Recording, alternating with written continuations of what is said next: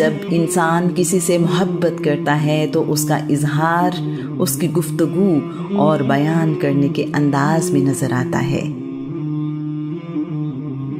آج کا عنوان ہے ایک اعلیٰ گھرانہ۔ سیدہ خدیجہ سے شادی کے بعد رسول اللہ صلی اللہ علیہ وآلہ وسلم مالی اعتبار سے بھی خوشحال ہو گئے ہیں۔ آپ نے تجارت جاری رکھی ہے اور مال تجارت لے کر مختلف ملکوں میں جاتے ہیں۔ رسول اللہ جہاں بھی جاتے ہیں لوگ آپ کے اخلاق اور کاروباری لین دین سے بہت متاثر ہوتے ہیں۔ 598 عیسوی کے ابتدائی مہینوں میں سیدہ خدیجہ سے رسول اللہ کا بیٹا پیدا ہوا ہے۔ اس کا نام قاسم بن محمد رکھا گیا۔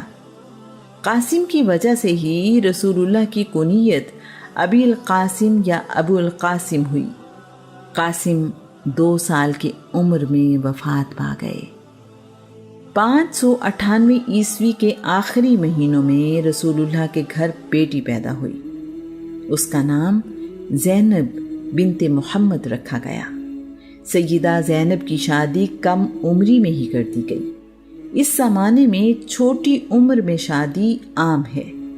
سیدہ زینب کی شادی ان کی خالہ ہالہ بنت خویلد کے بیٹے ابی العاص بن ربیع سے ہوئی۔ شادی کے موقع پر سیدہ خدیجہ نے یمنی عقیق سے بنا ہوا ہار سیدہ زینب کو تحفے میں دیا۔ ابی العاص اور سیدہ زینب کا تعلق ہمیشہ ہی بہت اچھا رہا۔ رسول اللہ نے اعلان نبوت کیا تو سیدہ زینب رسول اللہ پر ایمان لے آئیں۔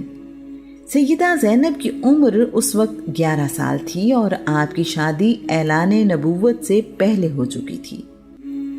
ابی العاص اس وقت تک ایمان نہیں لائے۔ قریش نے مسلمانوں پر ظلم و ستم شروع کیا تو انہوں نے ابی العاص پر دباؤ ڈالا کہ وہ سیدہ زینب کو طلاق دے دیں۔ ابی العاص نے ایسا کرنے سے نہ صرف انکار کر دیا بلکہ ان کا رویہ سیدہ زینب سے پہلے کی طرح بہت اچھا رہا۔ رسول اللہ ہمیشہ ابی العاص کے طرز عمل کی تعریف کرتے رہے۔ سیدہ زینب نے 629 عیسوی میں 30 سال کی عمر میں وفات پائی۔ 601 عیسوی میں اللہ کریم نے رسول اللہ کو ایک اور بیٹی عطا فرمائی۔ اس کا نام رقیہ بنت محمد رکھا گیا۔ اعلان نبوت سے پہلے سیدہ رقیہ کا نکاح عتبہ بن ابو لہب سے ہوا لیکن رخصتی نہیں ہوئی تھی۔ سیدہ رقیہ اعلان نبوت کے ابتدائی دنوں میں ہی اسلام لے آئیں۔ ابو لہب اور اس کی بیوی نے اپنے بیٹے عتبہ کو کہا کہ محمد کی بیٹی کو طلاق دے دو۔ عتبہ نے ایسا ہی کیا۔ اس واقعے کے کچھ عرصے کے بعد عثمان بن عفان یعنی عثمان غنی ایمان لے آئے۔ رسول اللہ نے سیدہ رقیہ کا نکاح عثمان سے کر دیا۔ سیدہ نے عثمان کے ساتھ پہلے حبشہ کی طرف اور پھر مدینہ منورہ کی طرف ہجرت کی۔ ان دونوں کو صاحب الہجرتین یعنی 2 ہجرتوں والے کہا جاتا ہے۔ رسول اللہ مدینہ منورہ ہجرت کے بعد قریش مکہ اور مسلمانوں کے درمیان لڑی گئی پہلی جنگ غزوہ بدر سے واپس مدینے پہنچے تو سیدہ رقیہ وفات پا چکی تھی۔ سیدہ نے 24 سال کی عمر میں وفات پائی۔ سیدہ رقیہ اور عثمان میں اس قدر محبت تھی کہ لوگ کہا کرتے تھے عثمان اور رقیہ سے بہتر میاں بیوی کسی انسان نے نہیں دیکھے۔ 603 عیسوی میں سیدہ خدیجہ سے رسول اللہ کی تیسری بیٹی پیدا ہوئی۔ ان کا نام ام کلثوم بنت محمد رکھا گیا۔ اعلان نبوت سے قبل ام کلثوم کا نکاح عتیبہ بن ابو لہب سے کیا گیا۔ یہ نکاح اور سیدہ رقیہ کا عتبہ بن ابو لہب سے نکاح ابو لہب کی درخواست پر ہوا۔ اعلان نبوت سے پہلے ابو لہب رسول اللہ سے بہت پیار کرتا تھا۔ دشمنی تو اس وقت شروع ہوئی جب رسول اللہ نے اللہ کے ایک ہونے اور تمام انسانوں کے برابر ہونے کا اعلان کر کے ان لوگوں کے دین کی حقیقت بتائی۔ ابو لہب اور اس کی بیوی ام جمیل کے کہنے پر عتیبہ نے بھی سیدہ ام کلثوم کو طلاق دے دی۔ عتبہ نے رقیہ اور عتیبہ نے ام کلثوم کو ایک ہی وقت میں طلاق دی۔ ابو لہب اور اس کے خاندان نے رسول اللہ کو تکلیف دینے کے لیے ایسا کیا۔ دیکھا جائے تو ماں باپ کے لیے ایک ہی وقت میں 2 بیٹیوں کی طلاق کتنی تکلیف کا باعث بنتی ہے۔ سیدہ رقیہ کی وفات کے بعد رسول اللہ نے سیدہ ام کلثوم کا نکاح عثمان بن عفان سے کر دیا۔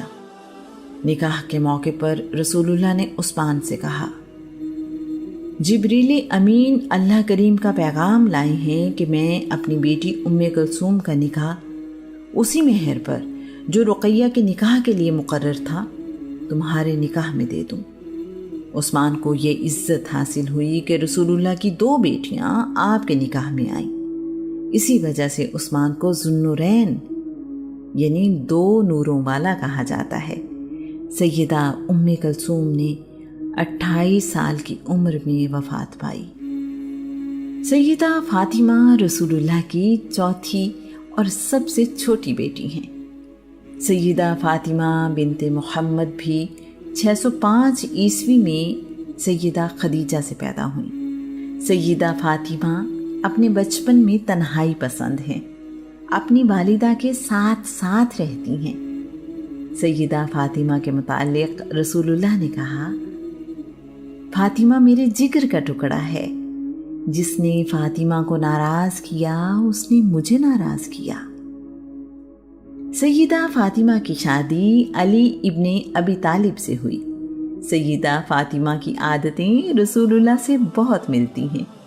سیدہ بہت سخی ہیں، کسی سوال کرنے والے کو کبھی خالی ہاتھ واپس نہیں لوٹاتی۔ رسول اللہ نے سیدہ کے بارے میں کہا، فاطمہ جنت کی عورتوں کی سردار ہے۔ رسول اللہ کے وصال کے وقت آپ کی اولاد میں سے صرف سیدہ فاطمہ ہی حیات تھی۔ رسول اللہ کے وصال کے 6 مہینے بعد سیدہ فاطمہ نے 28 سال کی عمر میں وفات پائی۔ 613 عیسوی میں رسول اللہ کے اعلان نبوت کے تقریباً 3 سال بعد سیدہ خدیجہ سے ہی اللہ کریم نے رسول اللہ کو ایک اور بیٹا عطا فرمایا۔ رسول اللہ نے اس کا نام عبداللہ بن محمد رکھا۔ انہیں طاہر اور طیب کے لقب سے بھی پکارا جاتا تھا۔ عبداللہ بن محمد چھوٹی عمر میں ہی وفات پا گئے۔ عبداللہ بن محمد کی وفات پر بنی سہم کے سردار عاص بن وائل نے کعبے کے احاطے میں لوگوں کی موجودگی میں کہا، ابن عبداللہ کی نسل منقطع ہو گئی، وہ ابتر ہو گیا۔ اللہ کریم نے عاص بن وائل کو سورہ کوثر کی صورت میں جواب دیا، بے شک ہم نے آپ کو ہر قسم کی نعمت کثرت سے عطا کی، تو آپ اپنے رب کی نماز پڑھیں اور قربانی دیں، بے شک آپ کا دشمن ہی گمنام و بے نشان ہوگا۔ سیدہ خدیجہ سے رسول اللہ کے 6 بچے ہیں۔ رسول اللہ کے گھر میں ان کے علاوہ علی ابن ابی طالب اور زید بھی رہتے ہیں۔ زید رسول اللہ کی محبت میں اپنے والد کے ساتھ جانے سے انکار کر چکے ہیں جب وہ انہیں لینے کے لیے مکہ آئے تھے۔ ایسا زید نے رسول اللہ کے حسن سلوک کی وجہ سے کیا ہے۔ اس کی تفصیل ہم آپ مجھے سارے جہاں سے عزیز ہیں میں بیان کر چکے ہیں۔ رسول اللہ بچپن میں اپنے چچا ابی طالب کے گھر رہ چکے ہیں۔ رسول اللہ کو علم ہے کہ چچا مالی طور پر کمزور ہیں اور بہت زیادہ سخاوت کرتے ہیں۔ اب رسول اللہ کے مالی حالات بہت بہتر ہو چکے ہیں۔ رسول اللہ نے اپنے چچا عباس سے مشورہ کیا ہے، چچا ابی طالب کے مالی حالات اچھے نہیں ہیں، ہم ان سے ایک ایک بیٹا اپنے پاس لے آئیں۔ عباس کو یہ بات پسند آئی ہے۔ دونوں مل کر ابی طالب کے پاس آئے اور ان کی اجازت سے عباس نے جعفر کو اور رسول اللہ نے علی کو اپنے ساتھ رکھنے کا فیصلہ کیا۔ اس کے بعد رسول اللہ نے علی کو باپ کی طرح پالا۔ جب عبداللہ بن محمد کی وفات ہوئی تو ان کی جگہ رسول اللہ کے گھر میں علی بن ابی طالب نے لے لی۔ یہ سعادت علی اور زید کو ملی ہے کہ وہ رسول اللہ کے گھر میں رہتے ہیں اور وہیں سے تربیت حاصل کی ہے۔ رسول اللہ کی کنیز برکہ کی شادی عبید بن یزید سے ہو چکی ہے۔ اب وہ یثرب میں رہتی ہیں۔ ان کا ایک بیٹا ایمن بن عبید ہے۔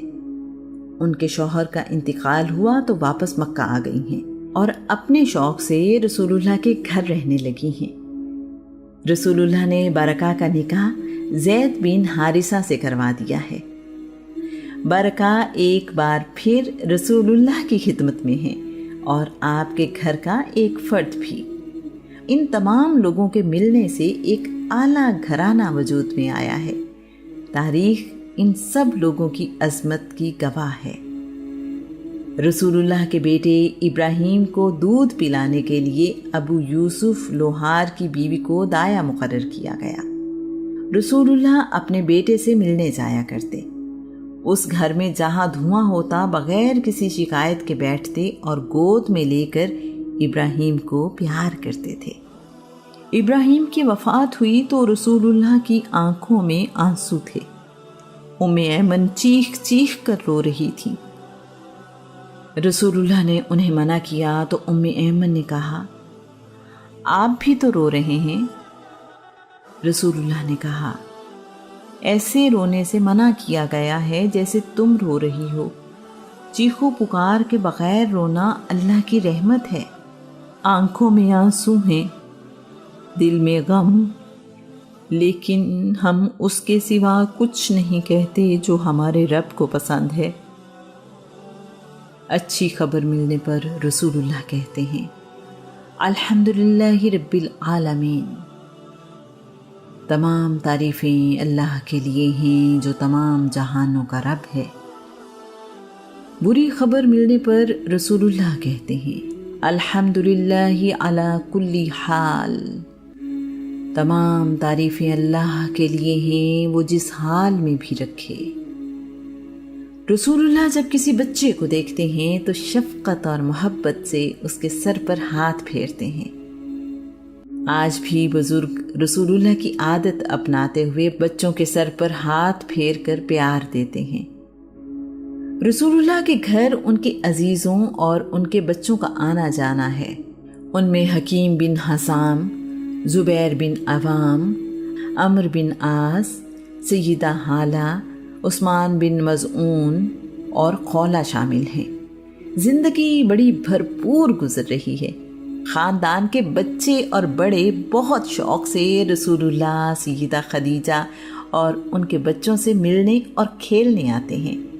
رسول اللہ خود بھی بچوں کے ساتھ کھیلتے ہیں۔ بچوں کو جمع کر کے ان کا تیز بھاگنے کا مقابلہ کرواتے ہیں۔ جیتنے والے کو انعام دیتے ہیں۔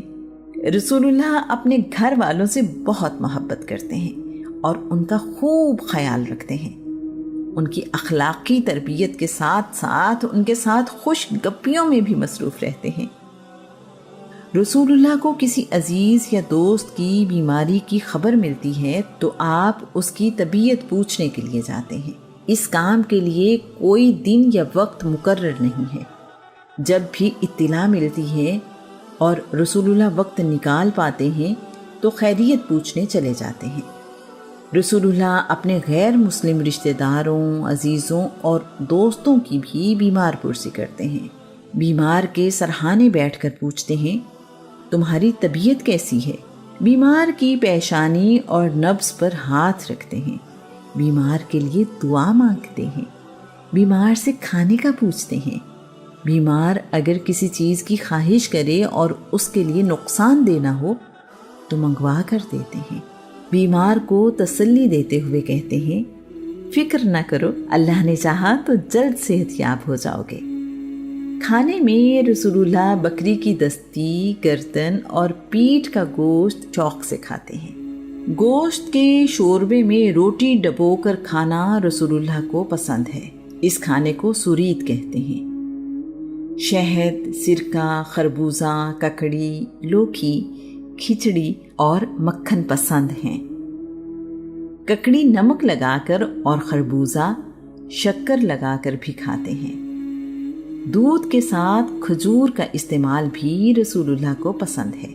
رسول اللہ کھجور کو مکھن لگا کر شوق سے کھاتے ہیں۔ میٹھا کھانا بھی پسند ہے۔ میٹھا پانی بھی شوق سے پیتے ہیں۔ کھانا کھانے سے پہلے ہاتھ دھوتے ہیں اور جوتا اتار کر کھانا کھاتے ہیں۔ اپنے لیے کھانا سیدھے ہاتھ سے لیتے اور برتن سے کھانا اپنے سامنے سے لیتے ہیں۔ کھانا لینے کے بعد اپنی دائیں طرف بیٹھے ہوئے کو کھانا دیتے ہیں۔ رسول اللہ کبھی کبھار پکا ہوا گوشت چھری سے کاٹ کر کھاتے ہیں۔ رسول اللہ اکٹھے بیٹھ کر کھانا کھانا پسند کرتے ہیں۔ کھانے کی مجلس سے اس وقت اٹھتے ہیں جب سب لوگ کھانا کھا کر فارغ ہو جائیں۔ کھانا کھانے کے بعد ہاتھ دھوتے ہیں۔ رسول اللہ نے کہا ہے، کھانا کھانے سے پہلے ہاتھ دھونا تنگ دستی کو ختم کرتا ہے، جبکہ کھانا کھانے کے بعد ہاتھ دھونا وحشت کو ختم کرتا ہے۔ رسول اللہ سونے کے لیے دائیں طرف کروٹ لیتے ہیں اور اپنا رخسار اپنے دائیں ہاتھ کی ہتھیلی پر رکھ لیتے ہیں۔ کبھی سیدھا بھی لیٹتے ہیں اور اپنا ایک پاؤں دوسرے پاؤں کے اوپر رکھ لیتے ہیں۔